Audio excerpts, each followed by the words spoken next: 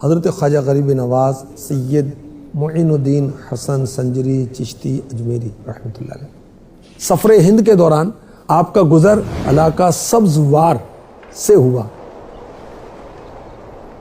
وہاں ایک باغ میں، ایک گارڈن میں آپ نے قیام کیا۔ اس کے بیچ میں بڑا خوبصورت ایک حوض تھا، تالاب تھا۔ یہ تالاب تھا حاکم سبزوار کا، بڑا ظالم بد مذہب شخص، عقیدہ اس کا ٹھیک نہیں تھا۔ باغ میں آتا تو شراب پیتا اور نشہ کرتا اور شور مچاتا۔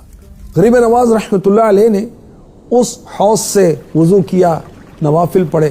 محافظوں نے اپنے حاکم کی سخت گیری کا حال عرض کیا کہ بڑا سخت ہے، بڑا ظالم ہے، اور درخواست کی حضور یہاں سے آپ چلے جائیں، وہ آئے گا آپ کو نقصان پہنچائے گا۔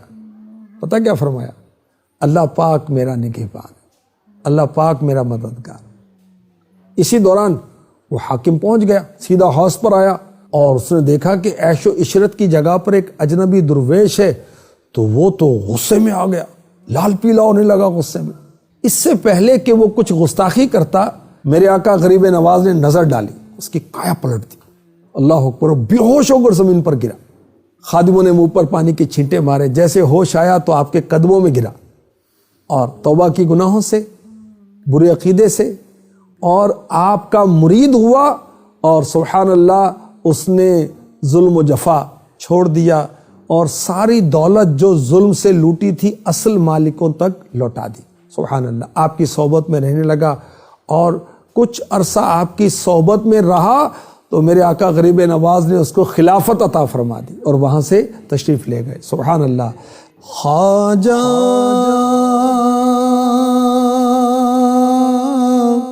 میرے خواجہ، میرے خواجہ، خواجہ میرے خواجہ۔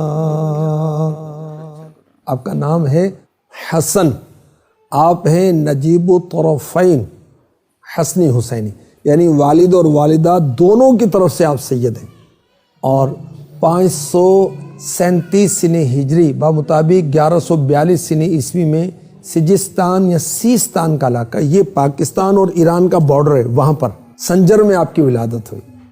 اور آپ کے القابات کیا ہیں؟ معین الدین، خواجہ غریب نواز، سلطان الہند، وارث النبی وغیرہ۔ آپ کا سلسلہ نسب جو ہے وہ کیا ہے؟ سبحان اللہ، سید معین الدین حسن بن سید غیاث الدین حسن بن سید نجم الدین طاہر بن سید عبدالعزیز۔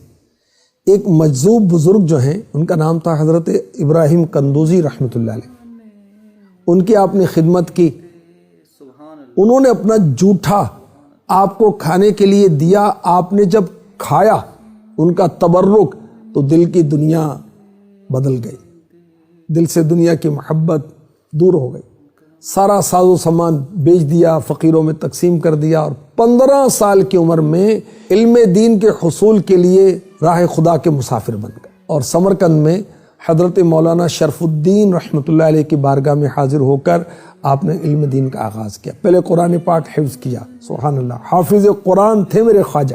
حفظ کرنے کے بعد آپ نے دیگر علوم بھی حاصل کیے، ذوق علم بڑھتا گیا، علم کی پیاس کو بجھانے کے لیے بخارا کا رخ کیا، وہاں پر بھی ایک عالم دین کے پاس گئے۔ دیکھیں ہمارے اسلاف بزرگوں کے پاس، علماء کے پاس جاتے تھے، تھوڑے عرصے میں آپ نے تمام دینی علوم کی تکمیل کی، اور 5 سال سمرقند بخارا میں علم دین حاصل کرنے کے لیے آپ نے اسٹے کیا، قیام کیا۔ صلو علی الحبیب صلی اللہ تعالی علی محمد۔